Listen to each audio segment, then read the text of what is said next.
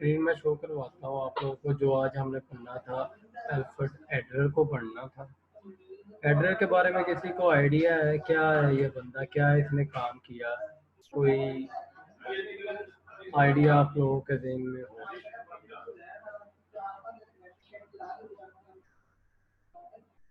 हाँ जी, है किसी के ज़हन में?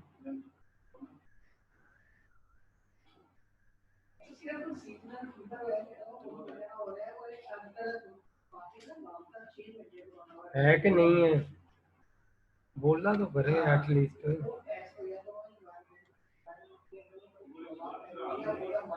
चलें जी, अल्फ्रेड एडलर के बारे में हम पढ़ते हैं कि इस बंदे ने काम क्या किया। अल्फ्रेड एडलर जो बंदा था ना, ये बेसिकली वीना में पैदा हुआ है 1870 में। और यहूदी इसके माँ बाप थे। इसके फादर जो थे वो ताजर थे। और और इसके अलावा ये मिडिल क्लास फैमिली से बिलोंग कर रहा था।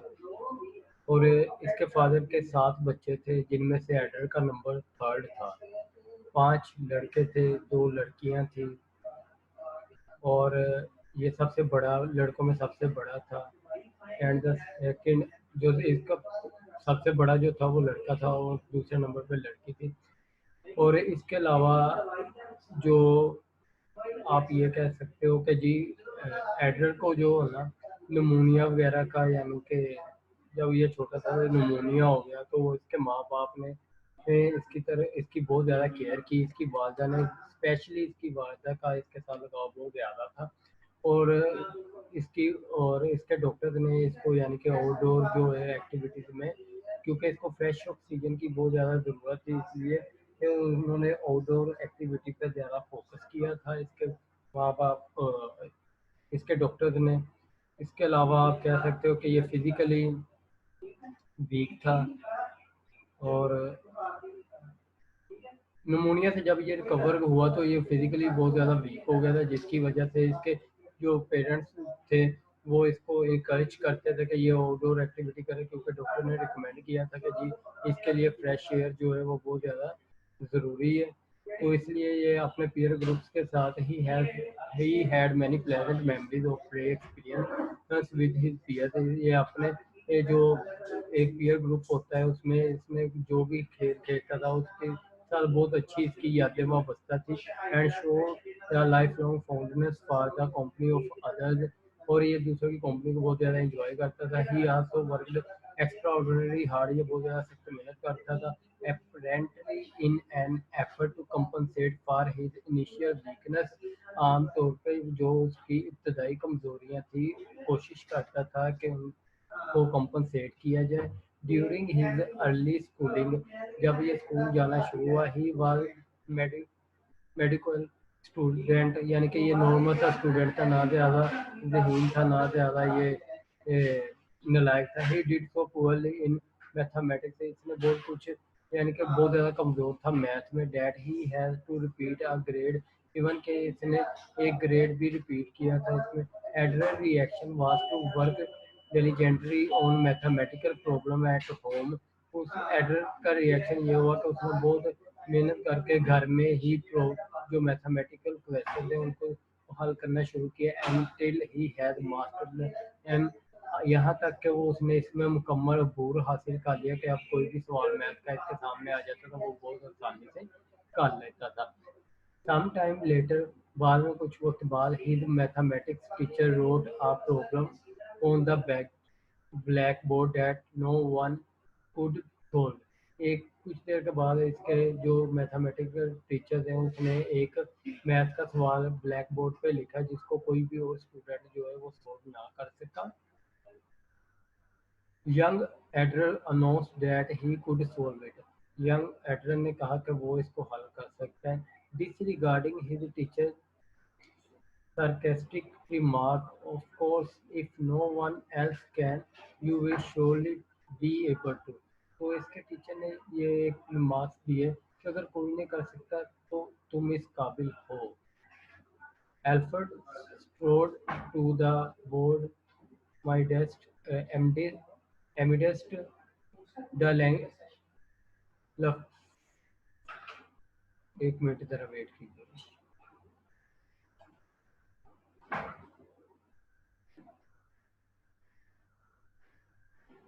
हाँ जी, laughter of his classmates and solve the problem. वो इसकी क्लास बाकी क्लास वाले से उसने मसला यानी कि जो भी उसको मैथ का क्वेश्चन था उसने सॉल्व कर लिया।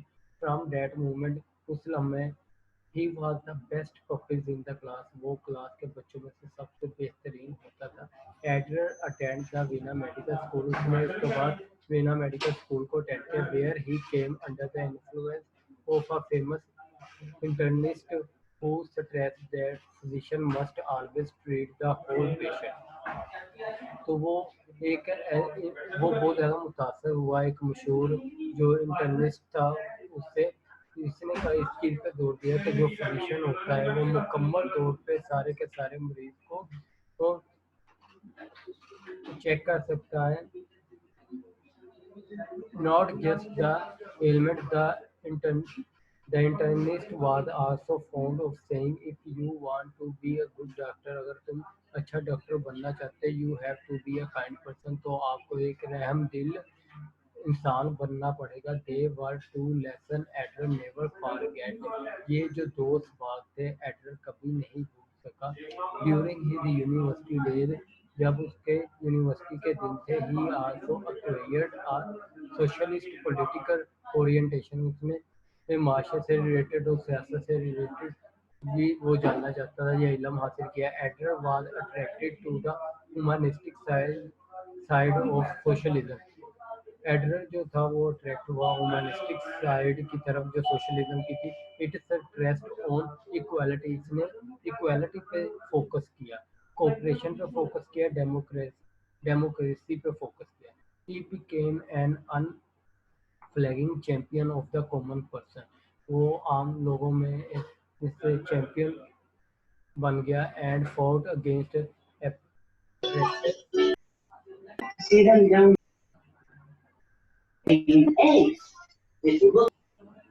ये कौन बोल रहा है?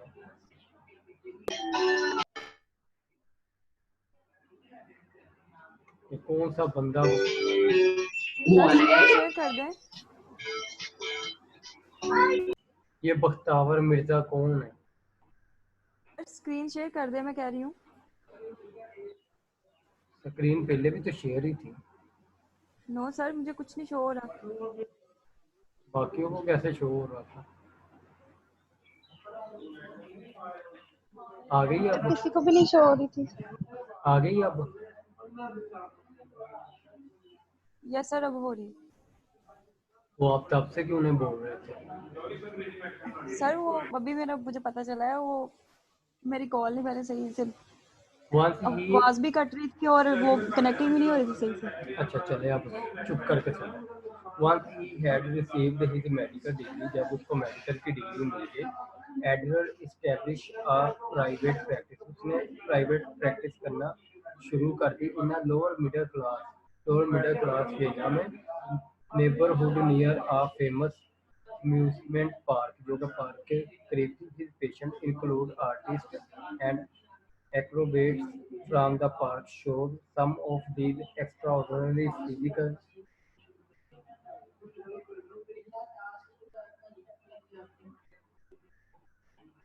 यानी वो सिर्फ इतना आप ध्यान में रखें कि इसने मेडिकल की डिग्री हासिल की। मेडिकल डिग्री के बाद इसने अपनी प्रैक्टिस स्टार्ट कर दी। बीना के नेबरहुड में ये एक पार्क था, वहाँ इसने स्टार्ट कर दिया। उसके बाद एक बार these experience that later let Adler to focus on the concept of over compensation. अब Adler that they had achieve their power as a reaction to a weakness and illness in child. अब उसने basically उसका कहने का मतलब ये था Adler का कि एक बंदा जो शुरू में बचपन में उसको कमजोरियां होती हैं तो वो अपनी पार ताकत को अचीव कर लेता है और उन कमजोरियों के साथ कंपनसेट कर लेता है। It was these experience Nimra Nimra It was these experiences that later led Adler to focus on the concept of overcompensation। ये बाद के तजर्बात थे जिस पे एडलर ने फोकस किया कि ओवर कंपनसेशन का कंसेप्ट दिया। In 1899, Adler corresponded with Freud। ये फ्राइड के साथ इसने मिलकर काम किया, asking him to provide a clinical diagnosis of the difficulty being experienced by a female patient under Adler care। जो एडलर के यानी कि एक पेशेंट थी एडलर की, वो फीमेल थी जिसको वो डायग्नोज करने में बहुत ज़्यादा मुश्किलात का सामना करना पड़ रहा था। 3 years later, 3 साल बाद, Adler was asked by Freud to join a weekly discussion group at his home। अब फ्राइड की तरफ से एडलर को ये कहा गया कि 3 हफ्ते के बाद कि वो एक घर में डिस्कशन ग्रुप को ज्वाइन कर सकता है, which centred on theme and issue, जो कि इश्यूज पर मबनी होगा और थिंग्स पे मबनी होगा जो कि साइकोलॉजी से रिलेटेड होंगे या न्यूरोपैथोलॉजी से रिलेटेड होंगे।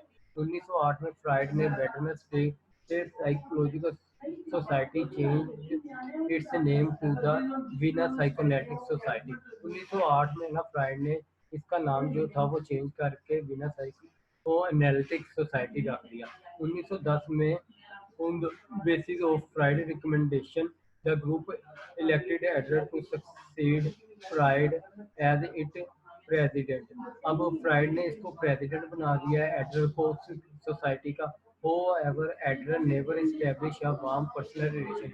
ताहम अभी तक जो तो एडलर ने फ्राइड के साथ अच्छे ताल्लुकात या नहीं बनाए थे, nor with the most of the other members of the group, और ना ही दूसरे मेंबर्स जो ग्रुप के थे उनके साथ उसके इतने अच्छे ताल्लुकात थे। He was not a person to worship, वो बंदा पूजा करने वाला नहीं था। At the feet of the master, कि वो अपने मास्टर की यानी कि फ्राइड के पाँव की पूजा करे, ऐसा नहीं था। And he forthright questioning and criticism, एक सवाल करता था और क्रिटिसाइज करता था of some of the Freud concept, इसने फ्राइड के कुछ कॉन्सेप्ट्स को क्रिटिसाइज किया। Led to his resignation from the society in 1911 में ये फिर उस सोसाइटी से अलग हो गया क्योंकि ये क्वेश्चन बहुत ज़्यादा करना शुरू हो गया था और क्रिटिसाइज करना शुरू हो गया था, ये उसके कॉन्सेप्ट से एग्री नहीं कर रहा था। Soon after, Adler formed a group called the Society for Free Psychoanalytic Research। उसने एक नया ग्रुप बना दिया जिसको उसने नाम दिया society free psychoanalytic research. A title chosen to show his obvious displeasure with what the considered Freud dictatorial ways. अब इसने जो कॉन्सेप्ट यूज किया जिसको फ्राइड ने रिजेक्ट कर दिया था, उसको इसने सहारा लेके उस कॉन्सेप्ट को यूज किया, यानी कि सोसाइटी से रिलेटेड फ्राइड ने कोई बात नहीं की थी। In 1930 Adler change the name of association to the society for individual psychology. बाद में उसने इसका नाम चेंज करके सोसाइटी ऑफ इंडिविजुअल साइकोलॉजी रख दिया। To reflect his concern with understanding the whole personality, कि जिसमें ये साबित किया जाने लगा या ज़ाहिर किया जाने लगा कि इसमें पूरी शख्सियत का जायजा लिया जाएगा, समझने की कोशिश की जाएगी। The individual as an individual identity, हर जो इंडिविजिबल आइडेंटिटी, अब हर बंदा जो होता है उसमें कोई ऐसी यानी कि अंदरूनी तौर पे जो ना नजर आने वाली आइडेंटिटी होती है। Unfortunately the term also suggest a study of individual as a contrast with the study of group behaviour. एक इंडिविजुअल का बिहेवियर एक ग्रुप के बिहेवियर से बिल्कुल मुख्तलिफ होता है। But Adler theory is in many respect, इसके एडलर की जो थ्योरी थी वो अपने बहुत से पहलुओं में सोशल साइकोलॉजिकल इन नेचर के माशरती तौर पर जो साइकोलॉजी है वो फितरत। For Adler the individual can be understood, कि अगर आपने किसी फर्द को समझना है only in terms of participation, तो आप उसकी पार्टिसिपेशन से उसको समझ सकते हैं। With other member of the society, जो दूसरे सोसाइटी के मेंबर्स के साथ उसकी पार्टिसिपेशन होती है उससे आप उस बंदे को समझ सकते हैं। ड्यूरिंग वर्ल्ड वार वन, जब जंग अज़ीम वन थी, एक थी पहली जंग अज़ीम में, Adler work as an army doctor, तो एडलर ने वर्क किया आर्मी डॉक्टर के तौर पे इन बिना हॉस्पिटल में, witnessing the savage effect of the war on people. अब वो से जो यानी कि विटनेस थे यानी कि कैदी थे इस जंग में, उनके साथ भी उसने काम किया। Effect generated by the lake of trust and cooperation, तो उसमें इत्मीनान, तो उनमें इत्मीनान नहीं था, उनमें ताउन नहीं था, ये चीज़ें उसने फील की। he developed his concept of social interest. उसने social interest का concept जो है वो दिया या बनाया. He returned to his writing and research with renewed purpose. वो दोबारा लिखने पे आया और उसने बहुत से रिसर्च पेपर जो थे इस मकसद के लिए उसने पब्लिश किया and focus much of his energy on disseminating information to the ordinary person about the needed for cooperation, love and respect among people. उसने बहुत सी मालूमात हासिल की एक काम से मतलब उससे जिसको इस चीज़ की ज़रूरत होती है ताउन की, प्यार की और रिस्पेक्ट की लोग से. He was also instrumental in helping to establish in a Venus school system some 30 child guidance clinics that provide counseling for the entire family. He was also instrumental in helping. ये बहुत ज़्यादा यानी कि आगे आगे था पेश कर हम था बहुत इसने एक्टिव रोल अदा किया वीना स्कूल सिस्टम को बनाने में जिसमें 30 child guidance clinics that provide counselling जिसमें काउंसलिंग दी जाती थी फॉर द एंटायर फैमिली पूरी फैमिली को 30 इसने चाइल्ड गाइडेंस क्लिनिक्स बनाए वहाँ जिसमें पूरी की पूरी फैमिली को काउंसलिंग दी जाती थी बाय द अर्ली 1920 जब 1920 का शुरू था. Adler had gained international recognition तो इसको बैनुल अक़वामी सतह पर रिकॉग्निशन पहचान मिलना शुरू होगी एंड एक्सेप्टेंस और इसको माना जाने लगा. इन द लेट 1920 एंड 1930 1920 के आखिर में और 1930 के शुरू में ही authored a number of popular book इसने बहुत सी बुक्स लिखी थी including the practice and theory of individual psychology. इस पे इसने बुक लिखी. अंडरस्टैंडिंग ह्यूमन नेचर पे लिखी. The science of the living पे लिखी. द एजुकेशन ऑफ चिल्ड्रन पे लिखी. द पैटर्न ऑफ लाइफ पे लिखी. What life should mean to you आपके नजदीक जिंदगी का क्या मकसद है मतलब है एंड सोशल इंटरेस्ट इसका मतलब है challenge to mankind during the same period. इसी अरसे के अंदर he also began accepting the invitations to lecture in various European cities. तो इसको यूरोप के मुख्तलिफ शहरों से लेक्चर की पेशकश होने लगी and later in the United state और बाद में यूनाइटेड स्टेट से.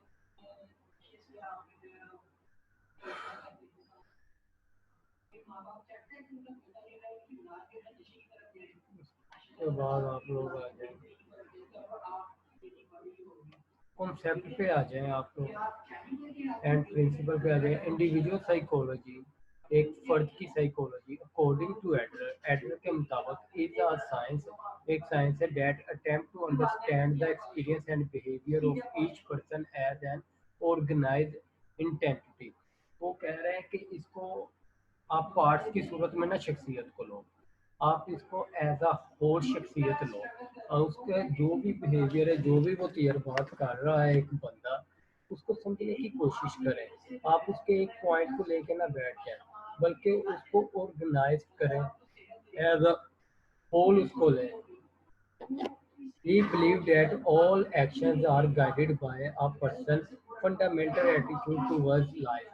उसने कहा कि उसका इस बात पे यकीन था कि जितने भी यानी कि एक्शंस होते हैं वो एक बंदे के बुनियादी तौर पे एटीट्यूड की तरफ वजह से जिंदगी की तरफ जो एटीट्यूड होता है ना उसकी वजह से होता है. रुझान आपका किस चीज़ की तरफ ज़्यादा रुझान है आपका बिहेवियर भी वैसा ही होगा. यानी कि आपका जिंदगी का रुझान जो होता है वो आपके एक्शंस को गाइड कर रहा होता है.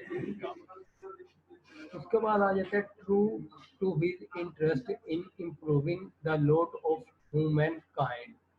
अब सच्चाई क्या है ट्रू टू हिज इंटरेस्ट अपनी जो दिलचस्पी है उसमें आप सच्चे रहें इन improving the lot of human kind वो से इंसानों को बेहतर बनाने के लिए ही सो टू करेक्ट फल्टी और मिस्टेकन एटीट्यूड.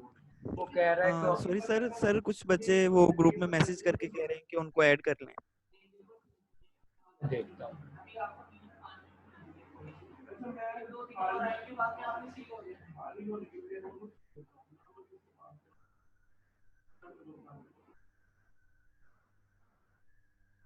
हाँ जी हो गए वो.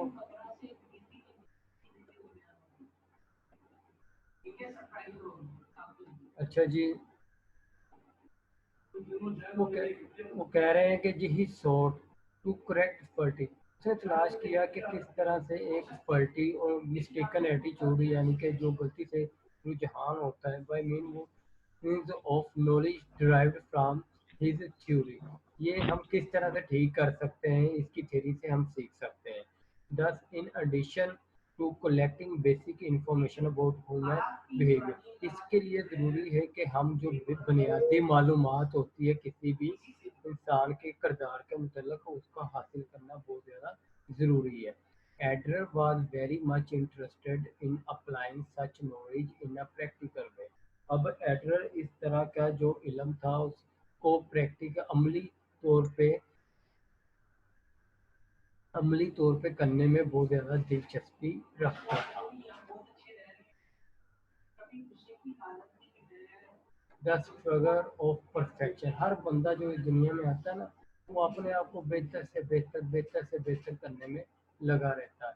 Out of Adler effort to understand that mysterious creative power of life, that power, अब वो कह रहा है कि जो क्रिएटिव पावर है ना और लाइफ की, that power which express itself in the desire to develop, वो वाली ताकत होती है जो खुद ब खुद आपकी ख्वाहिशात को बनाने में ज़ाहिर हो रही होती है। टू स्ट्राइव, कोशिश की जाती है, एंड टू अचीव, और उसको हासिल किया जाता है, and even to compensate for defeat, जो नाकामियाँ हो चुकी हैं उनको कंपनसेट करने की कोशिश की जाती है। In one direction by striving for success in an other, एक सिमत से दूसरी सिमत में कोशिश की जाती है कामयाबी हासिल करने के लिए। Came a simple yet interesting set of theoretical propositions. According to Adler, an understanding of human personality was possible only in the light of an understanding of a person को। अब एडलर के मुताबिक ये था कि अगर आपने किसी बंदे की शख्सियत को समझना है तो ये तब ही मुमकिन है, तो तब ही आप कर सकते हो अगर आप उसके गोल, उस बंदे के गोल को समझ लें, उसकी रोशनी में ही समझा जा सकता है उसकी शख्सियत को। यानी कि अगर आपने किसी बंदे की शख्सियत को जानना है तो कब मुमकिन है, जब आप उस बंदे के गोल्स को समझ रहे हो, उसकी रोशनी में आप उसकी पर्सनैलिटी को समझ सकते हो।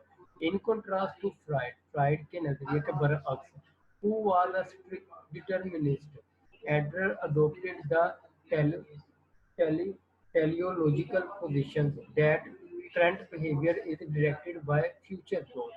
अब उस वो बहुत ज़्यादा स्ट्रिक्ट था फ्राइड, इसने क्या कहा कि हम अडोप्ट कर सकते हैं, और ये किस तरह से अडोप्ट कर सकते हैं, टेलियोलॉजिकल पोजीशंस की सूरत में, डेट करंट बिहेवियर, जिसमें हमारा जो मौजूदा बिहेवियर होता है वो उस वजह से बनता है हमारे फ्यूचर्स के गोल की वजह से, कि हमने गोल कैसे बनाया हुआ है वैसा हमारा बिहेवियर बन जाएगा। People have a purpose in life to attain perfection, अब लोगों की जिंदगी का मकसद ये होता है कि वो परफेक्शन हासिल कर सके, एंड आर मोटिवेटेड, और वो इस चीज़ के लिए बहुत ज़्यादा मोटिवेट होता है, to strive to work attainment of this idea, वो अपने आइडिया, जो भी बंदा उनकी नज़दीक आइडिया होगा वो वहाँ तक पहुँचने के लिए लगातार कोशिश करते रहेंगे, मोटिवेट होंगे कि जी वो, जैसे अगर आपको कोई बंदा पसंद हो जो आपका आइडिया हो तो आप कोशिश करते हैं कि आप वैसा बनने की कोशिश करते हैं, उसके लिए आप मेहनत में लगे रहते हैं। दिस मूवमेंट टुवर्ड्स परफेक्शन और कंप्लीशन, ये जो लम्हा होता है परफेक्शन की तरफ या कंप्लीशन की तरफ, Adler proposed is driven by feeling of inferiority, Adler ने इसको कहा कि ये इस चीज़ से निकलता है, इन्फ्योरिटी फीलिंग से, एहसास से कमतरी से ये चीज़ें निकल रही होती है। A continuous struggle from minus two plus, कि जब आप मंथली होते हैं तब से लेके जब आप प्लस होते हैं आपको लगातार मेहनत करते रहना पड़ती है।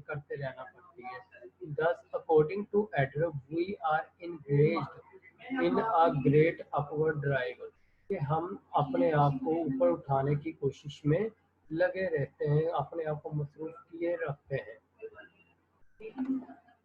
The related concept of fictional finalism is based on the work of philosopher Hans। ये फिलोसफर हैंस के काम जो था उससे के कॉन्सेप्ट से रिलेट कर रहा है, who maintain in his book, जिसने अपनी किताब में लिखा था the philosophy of A if that people created the ideas, अगर लोग जो हैं वो आइडियाज बनाएं, that guide their behavior, जो इनके behaviors को गाइड करें, adopting the view, दूसरों के नजरिए को अडॉप्ट करें, Adler believe that people strive for perceived और imagined goal, लोग जो होते हैं वो कोशिश करते हैं, जो उन्हें गोल नजर आ रहे होते हैं, जो उन्होंने या जो उन्होंने अपने दिल में तस्वुर किए होते हैं, उनको हासिल करने की कोशिश में होते हैं।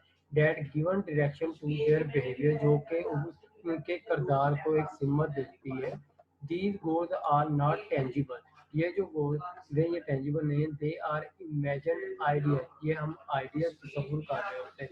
इन हिज लेटर राइटिंग, जो उसने बाद में लिखा, उसमें उसने लिखा Adler abandoned the term of fictional finalism and instead use the term of guiding self idea, उसने फिक्शनल फाइनलिज्म को की बजाय उसने ये वाली टर्म यूज की कि guiding self idea. In his earliest writing, जब वो शुरू में लिख रहा था, the final goal of his struggle was domination, इसका जो आखिरी गोल था वो इस चीज की कोशिश करना था, डोमिनेशन की, अग्रेसिव की, ऑल पावर और कंट्रोल ऑफ अदर, जितनी भी ताकतें हैं वो दूसरे कंट्रोल कर रहे होते हैं। Human were seen as selfish, और इंसान जो है वो खुदगर्ज होता है, and concern only when only with self aggrandizement, और later Adler revised his thinking, बाद में उसने अपनी सोच को बदला, एंड डिफाइन, उसने इस चीज को बयान किया, the ultimate goal as security, कि जो अल्टीमेटली हर एक बंदे का गोल होता है ना, वो सिक्योरिटी होता है, ना कि एग्रेशन या अपने ऊपर कंट्रोल करना या दूसरों पे कंट्रोल हासिल करना या पावर को शो करवाना, ये नहीं होता, बल्कि ये होता है कि वो अपने आप को सुपीरियर शो करवाने के लिए ये सब कुछ कर रहा होता है, इसके लिए वो खुदगर्ज भी हो जाता है, उसका सारा कंसर्न इसी चीज पे होता है। Individual can formulate this goal so that it guide them along either a constructive और डिस्ट्रक्टिव पाथ। अब इंडिविजुअल जो होता है, एक बंदा जो होता है, वो ऐसे गोल बनाता है जो उसको गाइड करते हैं तमीरी मराहिल की तरफ या तकरीबी मराहिल की तरफ, यानी कि अच्छे काम की तरफ भी उस गोल लेके जाते हैं और बुरे कामों की तरफ भी गोल लेके जाते हैं, आपको बनाने की तरफ भी गोल लेके जाते हैं, आपको बर्बाद करने की तरफ भी आपके गोल ही लेके जाते हैं। The destructive path lead them to seek the dominate, अब डिस्ट्रक्टिव जो रास्ता होता है वो उस तरफ लेके जाता है कि हम डोमिनेट हो जाए किसी बंदे पे, एंड एक्सप्लॉइट अदर, और दूसरों पे जुल्म करें या दूसरों को अपनी ताकत शो करवाएं। Adler talks about is it as a striving for a goal of personal.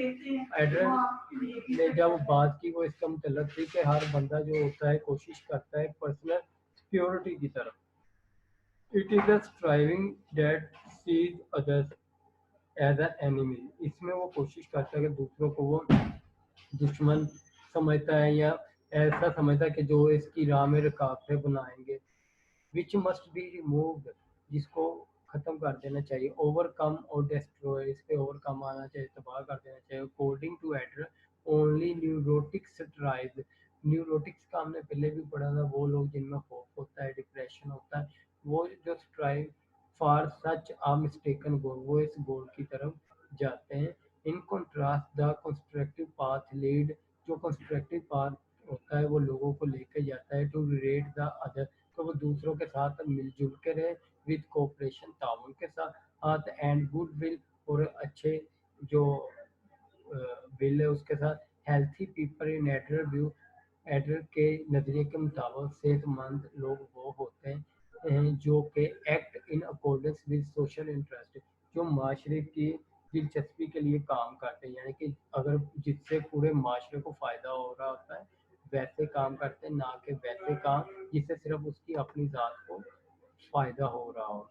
The striving of superiority by healthy Adler believed that individuals were continually striving to improve themselves. Adder का ये मानना था कि फर्द जो होता है वो लगातार कोशिश करता रहता है अपने आप को बेहतर करने की, and they progress towards perfection, और वो परफेक्शन की तरफ तरक्की करता रहता है। He thought that such a goal could be attained only by cooperative effort. उसने वो ये समझता था कि जी इस तरह का जो गोल होता है ना वो सिर्फ इस सूरत हाल में ही हासिल होगा अगर हम दूसरों के साथ ताउन करेंगे और दूसरों के साथ मिलकर कोशिश करेंगे। When each of us seek to contribute to the welfare of the other, जब हम में से हर बंदा जो है वो इस नज़रिए के साथ शामिल होगा कि उनका काम दूसरों की फलाह बहबूद के लिए वी ऑल बेनिफिट, तो हम सबको फ़ायदा होगा। थ्रू कोऑपरेशन के जरिए each individual is help to survive, हर जो फर्द होता है वो मदद करता है सर्वाइव करता है एंड टू ग्रो, और वो तरक्की नशोनुमा पाता है एज अ ह्यूमन बीइंग, एक ह्यूमन बीइंग के तौर पे। हाँ जी, समझ आई कुछ? समझ आई कुछ? हेलो, आवाज आ रही है आप लोगों को? जी सर।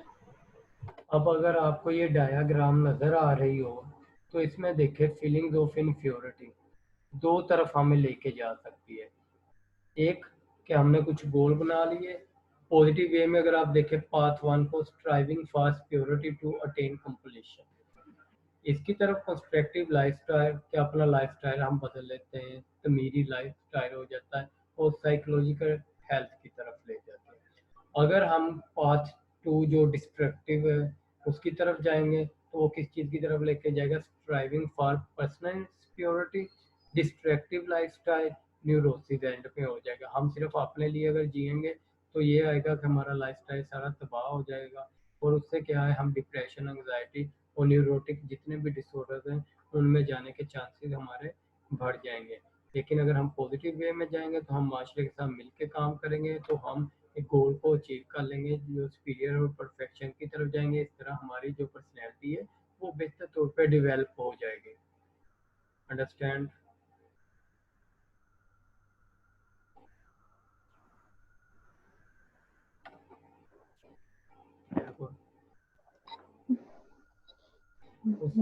उसके बाद फाइनली एडलर बिलीव दैट वाद बंद, ये कौन बोल रहा है? Finally, Adler believed that the development of healthy or unhealthy goal is shaped to considerably extend by experience in the first 5 years of life. लेकिन एडलर का ये मानना था कि जिसके कि हम हेल्थी डेवलपमेंट की तरफ जाएंगे या अनहेल्थी गोल्स की तरफ जाएंगे, ये चीज़ें जो होती हैं वो शेप हो जाती हैं फर्स्ट 5 years में। यानी कि इसने फ्राइड के इस वाले कॉन्सेप्ट से एग्री किया कि फर्स्ट 5 years बहुत ज़्यादा इम्पोर्टेंट होते हैं, लेकिन इसने इस चीज़ से एग्री नहीं किया कि सिर्फ माजी ही या कुछ डायनामिक्स हैं वो हमारी शख्सियत को बनाते, बल्कि इसने कहा हमारा हाल, हमारा फ्यूचर, हमारा माजी, ये तीनों चीज़ें मिलकर हमारी शख्सियत को बनाती हैं और जो हमारी शख्सियत की डेवलपमेंट है वो थ्रू आउट द लाइफ चलती रहती है। पता कितने 8, 4, 12, 16 जम्स यूज करेंगे इसमें। ये कौन बोल रहा है? लरेप